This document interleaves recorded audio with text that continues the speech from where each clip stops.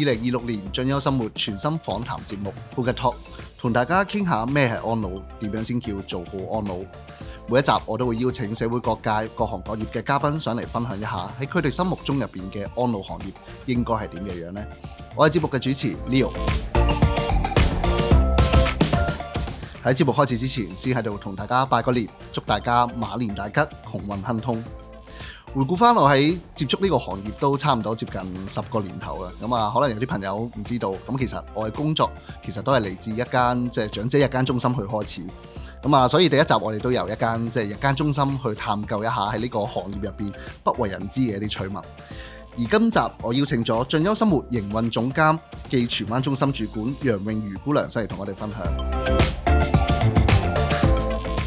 你好啊，楊姑娘。Hello， 大家好，Leo 你好。好啊，咁啊，好似認識咗一段時間，都從來未問過。咁啊，當初點解你會選擇成為一位物理治療師呢？咁其實都係一個好長嘅故事嚟嘅。咁其實我本身源自咧就係我有一個1000年嘅頭痛。咁即係咧我嘅頭痛咧就係可以係1年365日都會有頭痛嘅。咁所以咧變咗止痛藥咧就係我嘅好朋友嚟。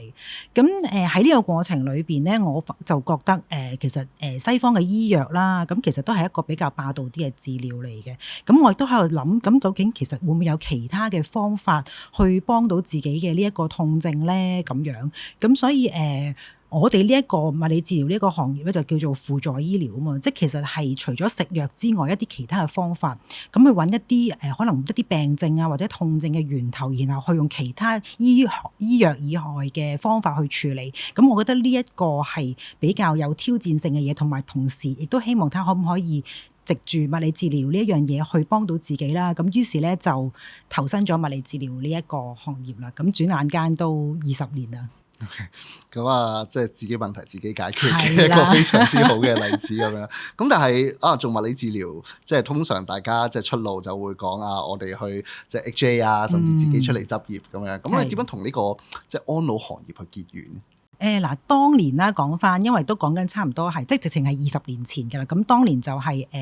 SARS 啦咁樣。咁我嗰陣時就係喺 Year 3最後一年嘅時候咧，咁我就join 咗一個 group 啦，就係專門講一啲就業情況。咁係就嗰個時間咧，就開始了解到其實咧喺安老嘅需求咧係會好大。咁自己心裏邊有個印象先啦。咁但係咧我自己本身個 passion 咧，我就真係好想做一個運動科嘅物理治療師嘅，即係我係想做嗰啲平時見到打波球隊跑出去嗰啲咧軍醫啊嗰啲咁樣嘅。咁但係你知道啦，SARS 啦，咁其實真係百業蕭條。咁你唔好講 HA 啦，HA 根本都冇請過我哋任何一個畢業生嘅嗰一年。咁同埋診所更加好難做啦。咁所以我都未揾到一個叫做運動科治療師嘅一個 post 啊咁樣。咁我就諗緊啊，咁會唔會都可以試下安老呢一個咧？咁於是就初時係有一個試嘅心態啦。咁其實我冇乜信心嘅，因為我自己覺得我唔係一個好有愛心嘅人啊。咁變咗接觸老人家去幫老人家，我會唔會勝任咧？咁但係都係一個試嘅心態，因為我真係好想，我都好中意物理治療呢一行。咁所以我就決定咗唔會其他同學咁樣，其實好多都轉晒行，我哋當年啲人。咁但係我決定都係繼續留喺呢個行業。咁就不如就試下安老呢一樣嘢啦。咁真係一做又20啦，係啦，咁樣係啊。呢個其實都好似我日常有時候同一啲即係新嘅同事去做面試嘅時候，都會經常問到一個問題啊，點解會即係加入呢個行業，或者即係應徵呢個工作咧？咁樣咁當然大家都會即係會講啊，因為人口老化咁啊，所以呢個行業咧應該有好大發展。咁同埋即係安老基本上其實都同好多唔同嘅行業啊、唔同嘅專業其實都會有掛鈎嘅咁樣。咁啊，當中喺即係啱啱就職或者就業嘅時候，有冇一啲 moment 令到你覺得啊呢個行業係啊我希望將來係留喺度發展咧？因為嗱都又係歷史問題啦，即係20年前雖然安老呢一個需求係好大，咁但係其實當時咧就政府呢10幾年咧，其實真係喺安老政策裏邊做咗好多嘢，咁但係我哋嗰個年代咧就反而唔係太多嘅，咁仲有好多唔知你記唔記得啦，即係一啲好細嘅院舍，可能得30人啊、60人嘅院舍仔咁樣嘅，喺一啲唐樓嘅1樓嗰啲咁樣咧，咁變咗個環境都好差，咁我做落嘅時候，我覺得喂原來真係好多長者都有呢一個需要，或者佢哋係無論係老人家又好，或者係家人都好，其實都面對住一個困境。咁我亦都覺得，喂，如果我可以做到一啲嘢去幫到手嘅，咁可能真係呢一個行業都啱我。咁當然啦，即係老實話啦，我都的確係試過其他唔同嘅範疇嘅當中嘅時間。咁譬如我都會試過一啲做過即係如過自己願啦，去做過一啲嘅運動嘅治療師啦，做過健身教練啦，亦都會去過照顧小朋友啦，或者一啲殘疾人士啦。咁但係我最後都覺得我個 passion 都係喺翻安老嗰度。咁同埋我覺得係好需要好多人去參與去做呢一樣嘢。咁所以我就決定最後都係揀翻安老 channel 啱啲。我同老人家都係咁，所以我最後都係即係決定咗就繼續做安老啦，咁樣。咁啊，其實呢個我都有少少同感嘅。其實喺即係當時其實接觸安老行業咧，咁啊大家都知道，即係呢個行業嘅形象一向都唔係太好噶啦。咁啊香港就地貴人貴咁樣，咁好多時候服務咧就唔到位。咁啊呢個都係一路呢個行業俾人嘅刻板印象。咁啊我自己即係都喺呢個參與呢個行業入邊不斷去認識，即係除咗係政策層面啦，咁亦都係真係喺前線去接觸唔同嘅老人家。咁好多時候我都會自己 realize 一樣嘢，就係好多時候即係做幼兒嘅服務、做青年嘅服務，當然更加容易感受到佢哋對於即係我哋服務嘅一啲讚賞啊，又或者即係會更加感受到佢哋嘅活力。咁啊好多時候做老人，大家都會覺得死氣沉沉，甚至即係好多時候都唔係一個好有活力嘅一個行業。咁樣咁啊，我自己喺工作嘅過程間，反而我都有其他嘅感悟。好多時候雖然呢個行業俾唔到一種好似我期望工作嘅活力俾我，咁但係嗰種活力唔係一定冇嘅。其實好多時候可能係透過我去做一啲嘢，佢先會有一啲活力。咁啊，逐漸見到老人家喺個過程入邊，佢哋係真係嚟中心之前，即係可能唔中意呢個地方，想快啲翻屋企，日日都叫走。咁啊，每時每刻即係9點到6點鐘都係望住個門口嘅，開始見到佢願意去參與喺中心入邊嘅活動咧。咁嗰種嘅感動，同埋亦都知道對於屋企人嚟講，其實照顧一個老人家其實唔係一件容易嘅事。咁啊，我哋幫到佢，同時亦都感受到真係嗰種溫暖喺度。係啦，咁啊頭先分享咗即係喺過往一段時間 XX 年間啦咁樣，咁有冇一啲難忘嘅啲個案可以分享下？其實都多嘅，不過就有一個就比較深刻少少嘅，就係講緊我啱啱都係做緊呢個社區照顧服務啦。咁我就去修正，我哋都要即係收到 call 就會去修正啦咁樣。咁個家屬打電話嚟嘅時候咧，就同我講話：喂，我真係好需要物理治療服務啊！你快啲安排修正，即刻幫我安排物理治療師上嚟同我爸爸做運動啦咁樣。咁我哋都即刻上去嘅，即係收到電話之後咧，嗰日晏晝就即刻 arrange 咗呢一個修正嘅。咁上到去咧，咁就了解究竟點解咁急需要物理治療服務啦。原來就係阿伯伯咧就啱啱跌親，咁就佢話佢好痛，咁就喺個床邊嗰度都落唔到床啊，好痛啊咁樣。咁我就去評估啦，同埋修正嘅期間咧，我發覺喂唔對路喎，因為我自己係物理治療師啦，咁我都會同佢做好多身體嘅評估。我發覺佢唔係需要物理治療咁簡單喎，佢可能真係需要醫療喎，因為佢可能佢跌親可能會整到骨頭，同埋咧有少少似微中風嘅症狀。咁於是我就建議家人，我話喂，真係可能要call 車喎咁樣。咁所以最後家人都半信半疑啦。佢話唔係嘛，成日跌噶咯喎，點會啊？咁樣可能做下 training 就冇事咧咁樣。咁但係我同佢解釋完之後，佢都覺得，因為佢基於我係物理治療師呢一個身份啦，佢都好相信我講嘅説話。咁我就好啦，我試下 call 車啦咁樣。咁真係入咗醫院之後咧，就真係發覺佢個股骨係骨折咗，同埋係有少少嘅中風。咁所以家人都好多謝我哋。哇！原來多謝你 spot out 到呢一個問題，及時去處理。如果唔係，伯伯都唔知點算啦咁樣。咁所以呢一次俾我感悟都好深咯，係啊，特別深刻。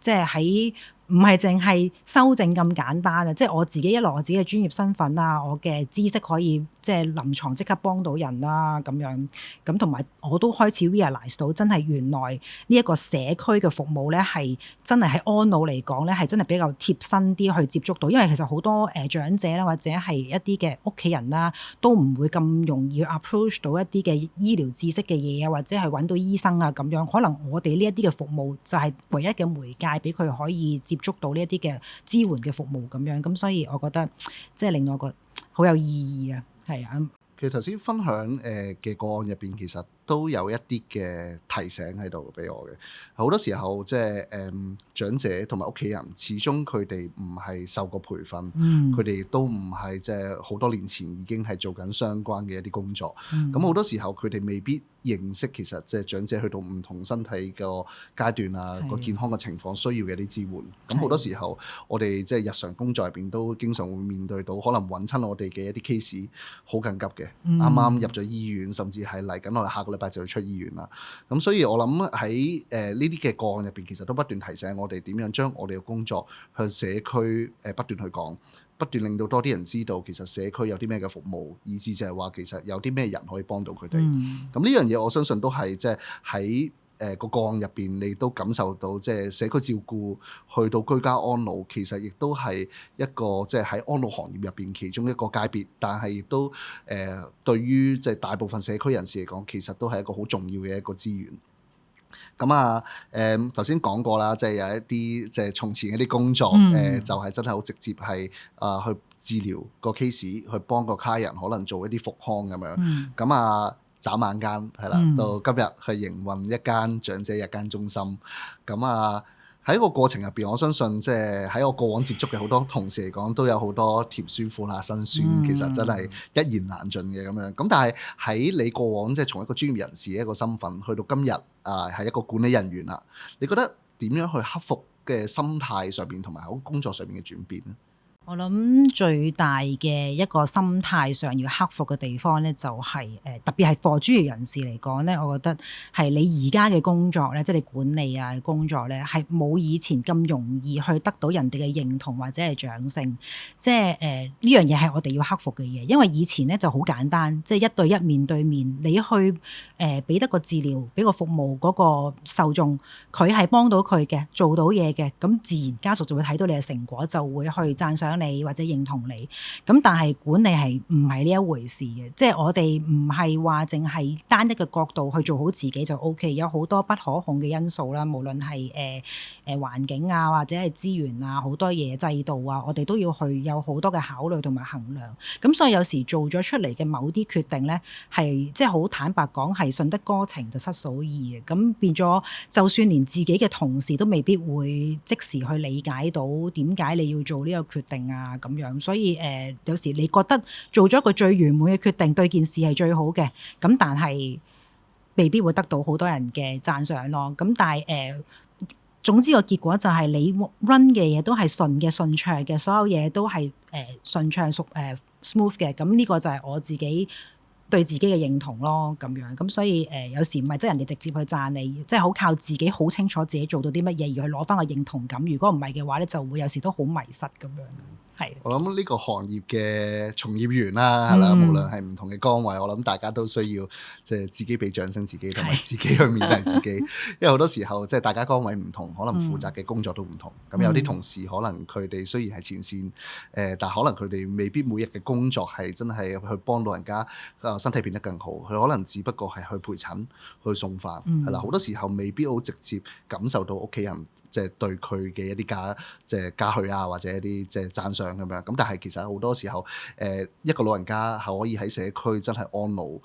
其實係全靠一個團隊同埋即係去支持佢哋嘅。咁屋企人都會係其中一個部分咁樣。咁頭先講到一啲管理一啲辛酸，即係我自己都即係眼淚心裏流係啦。即係管理係一個咩嘅回事咧？就係即係有問題嘅時候就係你嘅問題，冇問題嘅時候就係你做好你嘅做嘅工作嘅啫。但好多時候即係咩先叫做好咧？其實係好難去界定。咁尤其是一間日間中心，即係從即係風火水電去到即係每一個細節，其實都關我哋事嘅。點樣令到一間中心可以好 smooth 咁樣去營運咧？其實絕對唔係一件簡單嘅事。咁當初頭先即係雖然我本身自己唔係一個專業人士啦咁樣，咁但係我都想知即係由一個專業人士變成要去管理一個團隊，甚至個團隊可能都有其他專業人士喎。有冇一啲即係最難適應嘅地方，甚至你覺得最困難嘅地方係邊個位咧？我諗以前就會真係淨係着重去自己個人嘅做法啊、諗法啊咁樣，啲決定都係好個人化。咁但係而家咧，我諗做管理其實嗰個核心就係要營造一個環境去俾你其他嘅同事去 run 得舒服做得好，即係譬如你會做一個好嘅環境俾佢哋啊，等佢哋可以去做到佢哋想做嘅嘢啊，你要俾一啲指引佢哋啊，你哋要定好個文化啦，你要定好個目標俾佢哋啦，咁佢哋就可以去向前衝咁樣咯，即係我就係要做呢一樣嘢俾佢哋，就 instead of 真係淨係顧住自己嘅服務，我嘅質素 deliver 得好唔好咁樣，所以好多呢一啲嘅考慮喺裏邊咯，係啊。我諗呢個團隊嘅成功其實都好依賴真係成個即係 leadership 啊，又或者即係點樣可以 motivate 到佢哋。我諗呢樣嘢係其實最困難嘅，因為做到一件事同做好一件事係兩回事嚟嘅。好多時候我哋而家就唔係淨係睇服務本身，或者就係咁睇服務使用者本身，而好多時候都要睇埋成個團隊，佢哋頭先提及做嘢開唔開心，去到佢屋企嘅環境，去到佢做嘢嘅目標係啦，其實都係同我哋息息相關嘅咁樣。咁我覺得即係呢個係一個好大嘅學問咁樣。咁啊喺成件即係雖然參與咗管理，未必係一個好長嘅時間咁樣。你覺得喺成個轉型上面都算唔算順利咧？對於一個專業人士嚟講？你問我咧，做個人層面嘅嘢咧就唔難嘅，我覺得始終都係一個心態上嘅適應啦，同埋邊做邊學就梗㗎啦。因為之前真係冇做過管理，因為完全係兩回事嚟嘅。咁我都要就算我對同事啦，即係我自己係因為專業人士咧，可能對自己嘅要求會高啲，甚至喺同事嘅眼中係一個叫做完美主義咁樣啦。咁我由初嘅心態就係我都會不斷咁要求我身邊嘅人都係做返好似我心目中嘅 standard 啦。咁當然有時有啲嘢係唔合自己心意啦，咁又自己好掹整啊，好唔開心啊。咁由呢一種完美主義之下咧，就開始慢慢轉變到其實係咪要包容下每位同事佢哋嘅能力啊，佢哋嘅長處喺邊啊咁樣咧？咁但係慢慢再做下，我發覺其實唔係包容呢樣嘢，唔係用包容嚟形容啊。其實我哋真係要去睇到每一個同事佢有邊一度嘅專長，而去好似你捉棋咁樣排兵布陣，去邊一個係適合做啲咩崗位，你去幫佢 arrange， 你幫佢設計好個環境，做好一啲指引俾佢，然後等佢發揮，等佢哋發揮到好咧，咁佢哋就自然會 run 得好順。咁所以呢一個係一個自己心態上嘅轉變，由一個好似好高要求嘅嘢，而慢慢去調轉，仍然係高要求嘅，但係就係調翻轉，我係要求自己去創造一個好嘅地方、好嘅環境俾佢哋，等佢哋可以發揮得到。咁呢個先至係我嘅本事，呢個即係我嘅工作咯。咁樣咁同埋講開適應咧，其實同事都係調翻轉要適應我嘅，即係我覺得自己係即係不嬲都覺得係即係專業人士啦。咁所以其實我自己咧對自己要求好高。咁我嘅管理嘅其中一個嘅模式就係我要做佢哋嘅榜樣。咁舉個簡單啲嘅例啦，咁樣好似返工咁樣啦，我自己咧就係要求自己返工好早返工嘅，即係開工前1個鐘頭我就已經喺度到㗎啦，永遠都係最遲走嘅，又係遲幾個鐘先收工嘅。咁所以咧，我同同事講話嗱，你哋咧，我唔係要求佢同我一樣啦，當然，咁但係我同佢講話，你哋要準時。咁所以咧，佢哋冇人敢嘅，佢哋個個都服嘅，因為你根本已經做到超出咗100% 啊嘛，咁樣。咁但係調翻轉，同事要適應翻我呢一種咁樣嘅好大壓力嘅，佢哋覺得對住我咁樣。咁多謝同事嘅包容啦。我諗呢個係一個互相磨合嘅過程啦。咁同埋頭先你講嗰個轉型嗰個問題，咁個人層面就係頭先我講嘅心態上嘅轉變啦。第二就係喺建立團隊方面咧，其實真係唔係咁容易啊！真係咪？我哋喺招聘人嘅時候咧，都係要做個把關，好似人哋相睇咁樣。即係我好了解我而家手頭上嘅同事，佢哋嘅性格啊，佢哋嘅行事方式係點啊。咁我有時去見嘅時候咧，除咗睇嗰個應徵者嗰個嘅能力啊之外咧，咁其實都會好自己個心裏都會諗唔知佢哋可唔可以喺我哋團隊度夾唔夾咧？即係好似相睇咁樣，又或者好似我哋打遊戲機咁樣啦，睇我哋每一個人嘅 chemistry 可以會唔會都夾到咧？有冇起到啲咩化學作用咧？咁樣咁所以請人就好似一個抽盲盒嘅過程裏邊咁樣，即係唔知去到係點樣嘅。咁所以我就喺招聘嗰度就要做咗好多呢一啲嘅咁樣嘅把關啊，嗰啲咁樣咯。呢個都啱講到完美主義，都有一句説話想分享。咁啊，即係所謂叫追求完美，但冇要求完美，係啦。即係我哋嘅 standard 係唔可以低嘅，但係我哋都要明白，即係呢個社會並唔係我哋諗到就一定係做到或者咁樣運作咁樣。咁啊，我諗管理一個團隊，頭先提及到，即係管理係一個好大嘅學問咁樣。咁啊，管理團隊好多時候最大嘅無力感係因為佢係佢，我係我。即係我能夠做到，唔代表佢做唔到。咁佢做到咁樣。咁啊，當然另一個説話就係其實佢做到定係做唔到，其實好關我哋事。咁所以頭先即係以身作則呢句説話，我覺得都係一個我自己頗大感悟嘅一句説話，就係好多時候即係我哋都想話俾同事知啊，點樣去做到呢件事，應該要點樣去做。咁但係好多時候即係唔係咁容易聽得入耳嘅，因為喺佢嘅角度或者喺佢嘅背景底下，未必有我哋呢個理解或者呢個嘅諗法喺度，咁但係好多時候即係當我哋能夠做到嘅時候，佢就冇一個藉口，佢做唔到。咁所以好多時候成個團隊即係有句説話就係即係一個人可以行得好快，但即係一班人先可以行得好遠。咁啊，要去營運一個日間中心，頭先講到即係要做好安老，要靠一個團隊，冇可能一個人可以做到晒所有嘢嘅咁樣。咁啊喺個過程入邊，有咁大無力感啦，又咁困難啦，有冇諗過放棄啊？我自己就冇嘅，係啦，因為我自己都好慶幸，即係機構俾咗呢一個嘅即係機會我去做呢一樣嘢啦。咁我覺得，因為你就係要喺呢一個管理嘅位置，你先可以將你自己心目中嘅理念去再推開。既然我係喺安老裏邊想做好多嘢嘅話，我諗正如頭先 Leo 你話齋，喺個人嘅層面，其實可以做到好。即係好，但係你話想做到好多，去到行到好遠嘅話咧，始終都係要一個團隊。咁所以有呢一個叫做平台俾我啦，咁我先至可以去拓展我自己心目中喺安老上面我想做嘅理念，無論係物理治療復康上啦，或者係一啲安老服務上啦，好多嘢都係靠呢一樣嘢去伸展。所以我係冇諗過放棄。咁啊，我相信即係。喺熒幕前或者即係聽緊呢個節目嘅一啲觀眾，可能唔知道，即係其實營運一間日間中心就要涉及好多一啲專業人士嘅，即係包括可能有社工啦，有營養師啦，亦都有一啲護士啦。因為就住一個長者個身體情況，咁我哋都要幫佢去諗佢個復康啊或者照顧個計劃係咁樣係點樣。咁啊，你覺得喺過去一段時間，即係除咗真係參與喺安老行業入邊，咁啊物理治療嘅一啲工作，又或者一啲嘅培訓，點樣去協助你去而家營運荃灣嘅中心呢？點樣營運荃灣嘅中心？有冇咩幫助啊？你覺得即係物理治療師作為一個專業，或者專業到底係一個好定唔好呢？因為日間中心營運上面都有一啲嘅主管未必係專業背景嘅，你覺得即係專業有冇幫助啊？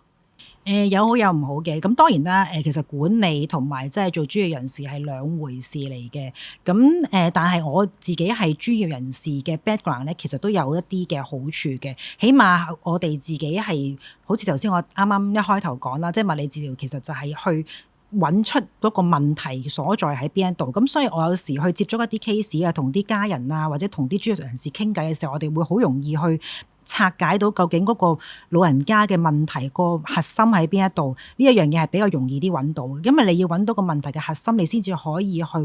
安排一啲適合嘅服務俾佢。尤其是我哋而家社區服務有好多唔同嘅種類，究竟係點樣先幫到佢哋咧？咁其實都係要好靠我哋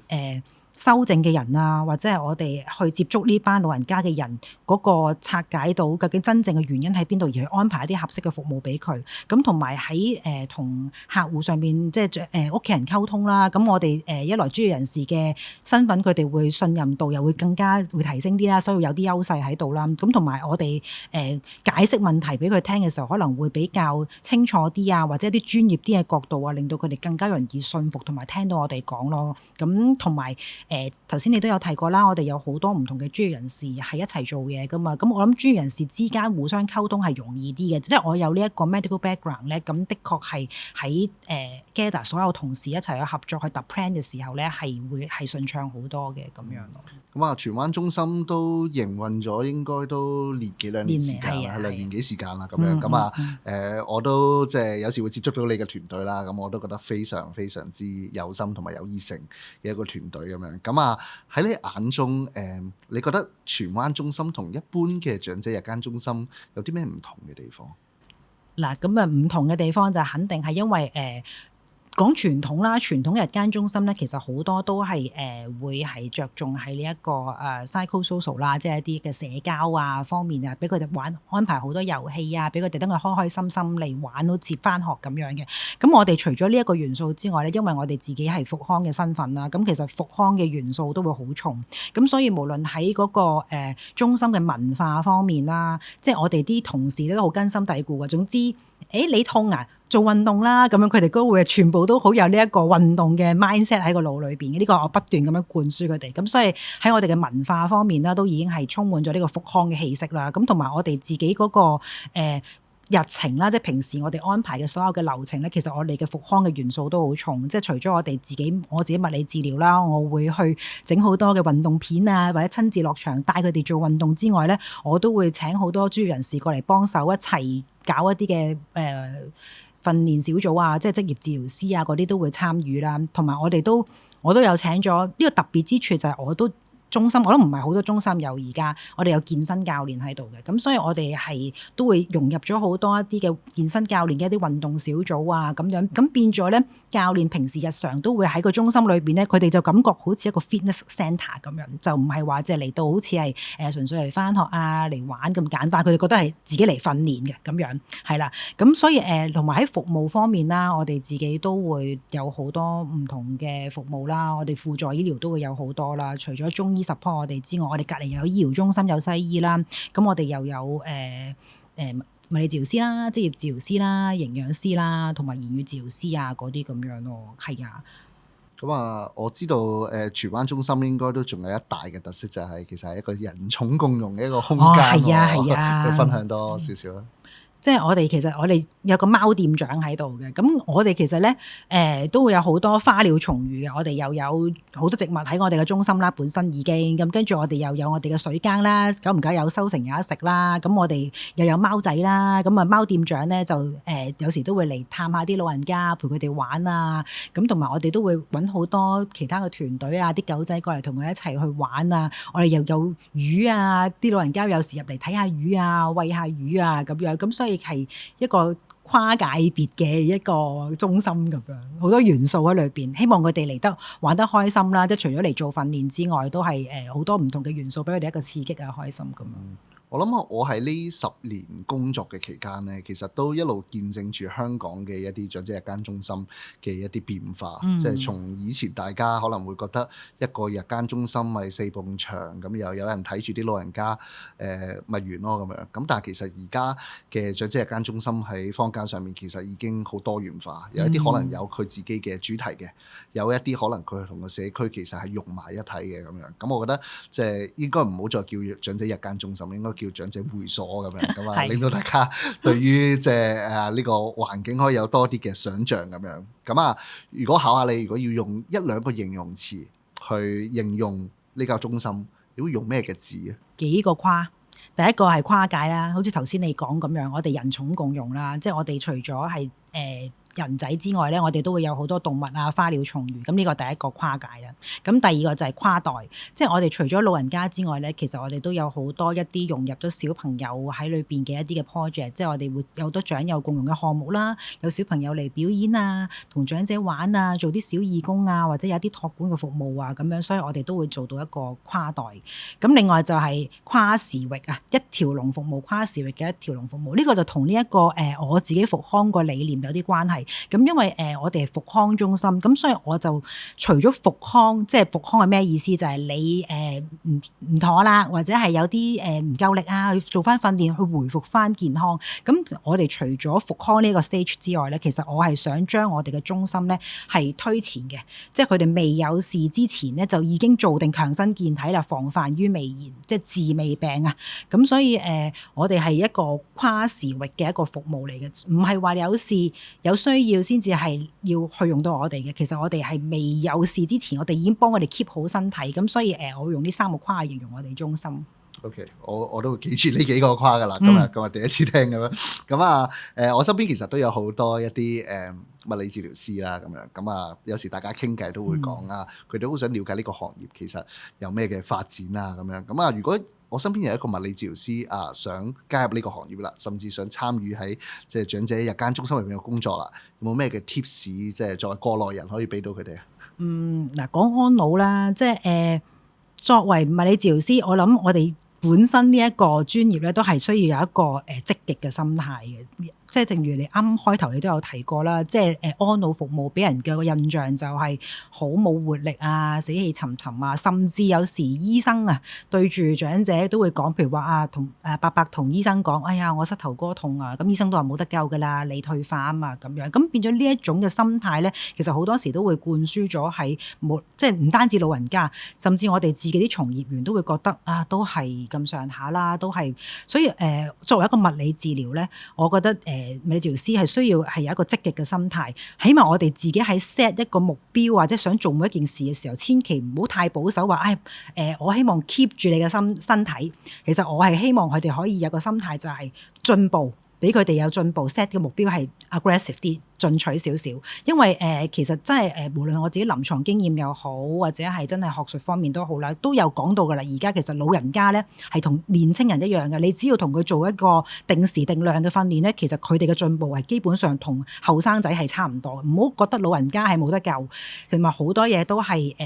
你唔 train 你唔試你唔會知，所以千祈唔好話一個好保守嘅心態，覺得安老服務可能會輕鬆啲啦，因為我淨係 keep 住所有嘢不變就得，其實唔係。安老其實都有好多挑戰，長者啲痛症唔係咁易拆嘅，真係係啊，好多原因啊，好多因素啊，心理啊、生理啊、天氣啊，好多嘢。咁所以我哋就係去做呢啲解難，所以唔係咁容易咯，要有一個心理準備咯，係啊。嗰個心態個轉變，我諗尤其重要，因為好多時候即係做長者服務，我都有時會同啲同事去分享，其實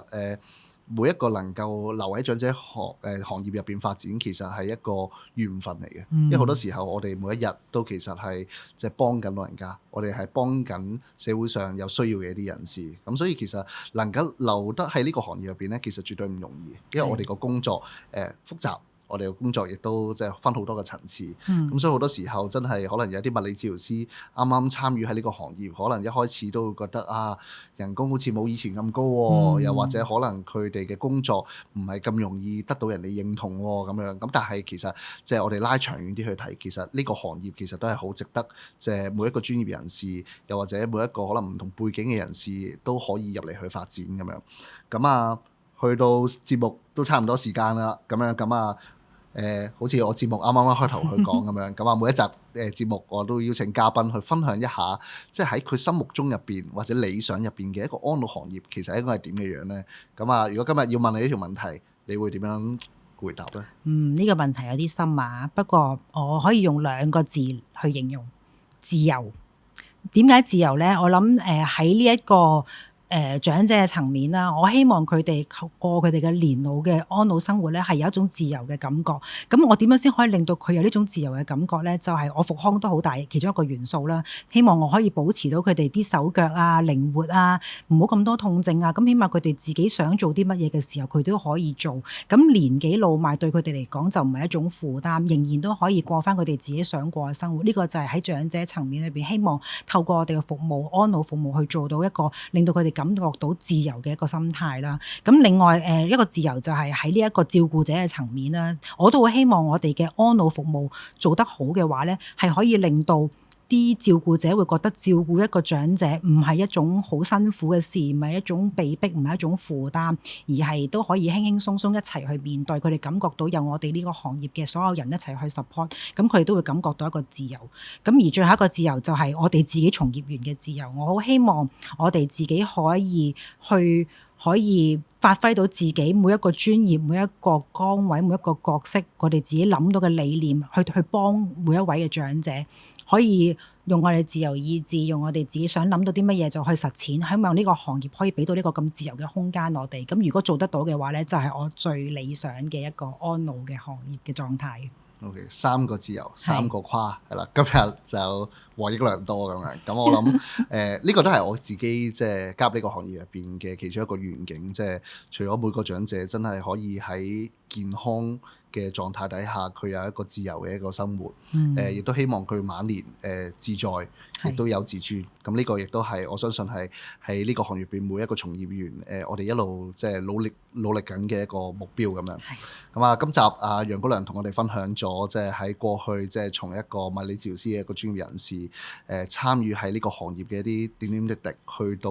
即係呢幾年開始慢慢即係轉型，去變成為一位管理人員。我哋唔再淨係去睇服務使用者或者長者本身或者屋企人佢哋自己，而係我哋更加要睇埋我哋嘅團隊，甚至佢哋將來嘅發展，咁以至即係令到每一個即係居家安老嘅老人家可以即係喺佢舒服嘅環境底下可以安老。嚟緊我哋嘅節目，我哋都會邀請唔同嘅一啲嘉賓上嚟，再去同我哋分享。如果大家即係有任何建議嘅人，又或者想聽嘅一啲人，咁啊隨時留言可以話俾我哋知。多謝收聽，下集再見。